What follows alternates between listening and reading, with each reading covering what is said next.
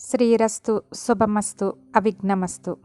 శుక్లాంబరధరం విష్ణుం శశివర్ణం చతుర్భుజం ప్రసన్నవదనం ధ్యాయేత్ సర్వవిఘ్నోపశాంతయే. శ్రీ స్కాంద పురాణాంతర్గత కార్తీక పురాణము 9వ అధ్యాయము. స్వర్గ నరకాల వివరణ. స్వర్గానికి అజామిలుని తీసుకుపోతున్న విష్ణుదూతలను యమభటులు వెంబడించారు. అజామిలుని ప్రాణం యమధర్మరాజు ఆజ్ఞ ప్రకారం తీసుకుపోవాల్సి ఉంది. కానీ తమ పనికి విష్ణుదూతలు అడ్డము వచ్చారు. వారిని ఎదిరించే శక్తి లేక వారి వెంట పడక తప్పలేదు. ఆ విధంగా తమ కూడా వస్తున్న యమదూతలను చూచిన విష్ణుదూతలు వారితో, ఓ యమదూతలారా, మీకేమని ఆజ్ఞ ఇచ్చారు? యమదండనకు ఎవరు అర్హుడు? పుణ్యాలను పోగొట్టే పాపాలేవి? మా ప్రశ్నలన్నింటికీ మీరు జవాబు చెప్పండి అన్నారు. అప్పుడు యమదూతలు వినయముతో, పుణ్యాత్ములైన ఓ విష్ణుదూతలారా, మా మాట వినండి. మా స్వామి మాకీ విధంగా ఆజ్ఞాపించారు. సూర్యుడు, చంద్రుడు, వాయువు, అగ్ని, ఆకాశము, గోవు, సంధ్యలు, పగలు, దిక్కు, కాలము ఇవన్నీ మానవుల మంచి కార్యాలకు సాక్షులు. ఇవన్నీ మానవుని చెడు కార్యాలను గమనిస్తూ ఉంటాయి. అందువలన మానవుడు దండనార్హుడవుతాడని వేరే చెప్పనవసరం లేదు. ఎవడు శృతి స్మృతులను దూషిస్తాడో, మంచివాళ్లను నిందిస్తాడో, ఎవరు వేదమార్గం నుండి భ్రష్టుడవుతాడో, చేయరాని పనులు ఎవడు చేస్తాడో అటువంటి వాడు యమదండనకు గురి అవుతాడు. గురువును కాలితో తన్నిన వారిని, విద్యుక్త ధర్మ పరిత్యాగం చేసిన వారిని, ప్రాణహింస చేసిన వారిని, ఎల్లప్పుడూ అబద్ధం చెప్పేవారిని మా ప్రభువైన యమధర్మరాజు కఠినంగా దండిస్తారు. దయాదాక్షిణ్యాలు, సహనం లేనివాడు, పరుల భార్యలను పొందేవాడు, లేని పనులు చేస్తున్నట్లు నటించేవారును, ఇచ్చి తీసుకునేవారు యమలోకంలో కఠినమైన బాధలు అనుభవించాల్సి ఉంటుంది. ఎవడు నాకంటే దాత ఇంకొకడు లేడని అహంభావానికి లోనవుతాడో, ధనలోభము వలన తప్పుడు సాక్ష్యాలిస్తాడో వారు తప్పక యమదండనార్హులు. ఇతరుల సంపదలు అనుభవించేవాళ్ళు, పరుల పిల్లలను చూచి అసూయపడేవాళ్ళు, కన్యాశుల్కము తీసుకుని జీవించేవాళ్ళు, మిత్రద్రోహులు, పెళ్లి చెడగొట్టేవాళ్ళు, వడ్డీ వ్యాపారంతో ధనము సంపాదించేవారు యమలోకంలోని నరకాన్ని వారు అనుభవించక తప్పదు.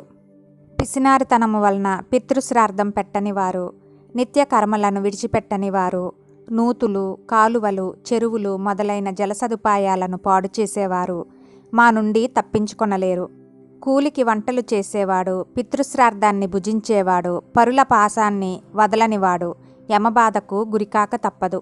బ్రహ్మహత్య చేసేవారు, గోవులను, అశ్వాలను చంపేవారు, ఇతరులకిచ్చే దానిని ఇవ్వకుండగా చెడగొట్టేవాడు, బ్రాహ్మణునికి దానం చేయనివాడు, శరణు అన్న వారిని చంపేవారు యమమందిరానికి వెళ్ళి శిక్ష అనుభవించాల్సిందే.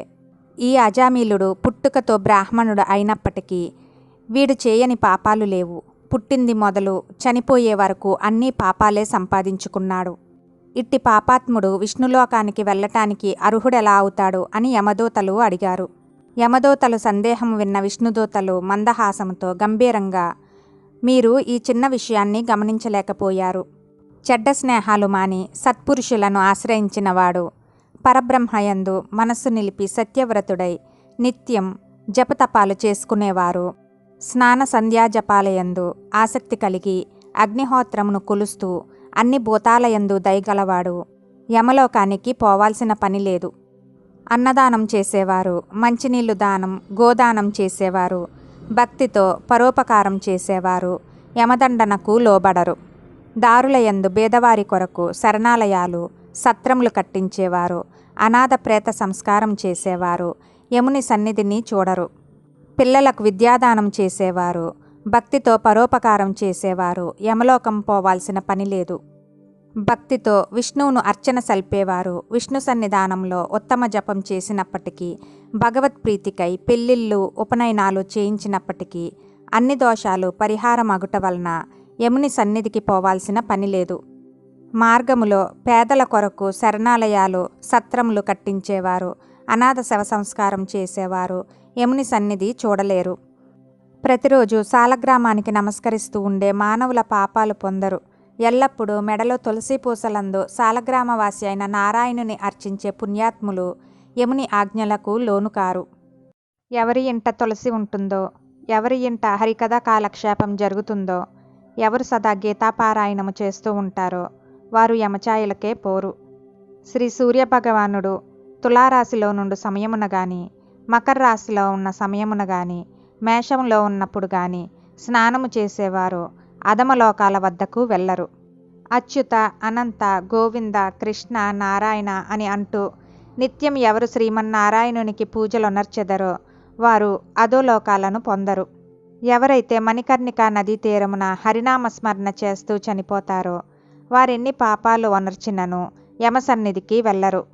బంగారం దొంగతనం ఒనరించినవాడు, మద్యపానం సల్పువాడు, మిత్రుని చంపినవాడు, బ్రహ్మహత్యయొనరించినవాడు, గురుపత్నిని కోరినవాడు, గురువును, స్త్రీలను, రాజును హతమార్చినవాడు, వీరే కాక మిగిలిన ఏ రకం పాపం చేసిన వారైనా చివరి కాలంలో భగవంతుని స్మరిస్తే వారి పాపాలు పోతాయి. తెలిసి కానీ తెలియక కానీ భగవన్నామ స్మరణ చేయటం వలన పాపాలు హరిస్తాయని పెద్దలు అంటున్నారు. చపలుడైనప్పటికీ, పాపాత్ముడైనప్పటికీ, వ్రతాన్ని ఉల్లంఘించిన వాడైనప్పటికీ, హరి అని పరధ్యానంగా అన్నప్పటికీ నరకానికి వెళ్ళడు. ఎవడైతే సకల పాపాలు పోగొట్టే హరినామాలన్నింటినీ ఉచ్చరిస్తాడో వాడు నరక బాధల నుండి విముక్తి పొందుతాడు.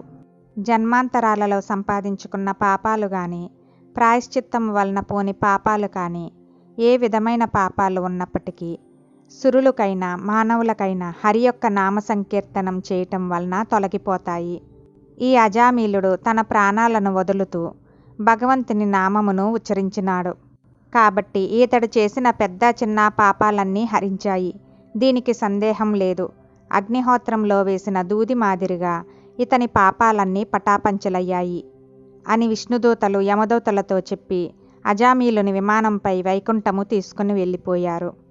అజామీలుడు యమదూతలకు, విష్ణుదూతలకు జరిగిన చర్చ విని ఆశ్చర్య ఆనందాలలో మునిగిపోయాడు. కిన్నెరలను చూడాలనే కోరిక వారికి కలిగింది. భగవంతునికి తన శిరస్సుతో నమస్కారం చేసి విష్ణుదూతలతో, ఓ మహాత్ములారా, తమ దర్శనం వలన ధన్యుణ్ణి అయ్యాను. మహాపాపాత్ముడనైన నేను మీ అనుగ్రహం వలన అన్ని పాపముల నుండి విముక్తుడనైతిని. పాపాలిచ్చే మహా నికృష్టమైన పని నేను ఎంతో చేశాను. నాలో ఒక మంచి పని కూడా లేదు.